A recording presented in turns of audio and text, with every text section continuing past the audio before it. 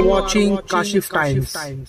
नहीं, बिल्कुल हर साल पूरी उत्साह के साथ में प्रभु श्री राम की शोभा यात्रा में खास करके जो युवा शक्ति है वो शामिल होती है और आप देख सकते हो कि हजारों की संख्या में हर वर्ष ये युवाओं की संख्या बढ़ते जा रही है।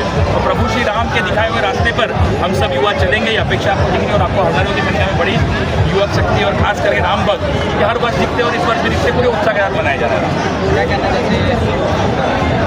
नहीं, मैं पूरे भारतवर्ष में सभी को प्रभु श्री राम के जन्म दिवस पर आज रामनवमी के शुभ अवसर पर सभी को अभिनंदन करना चाहता हूँ और इसी तरीके से आदरणीय मोदी जी के नेतृत्व में अपना भारत पूरे विश्व में विश्व गुरु बन जाए ये अपेक्षा करता हूँ। प्रभु श्री राम के आशीर्वाद से सभी घर में सुख समृद्धि और शांति आए यही अपेक्षा करता हूँ।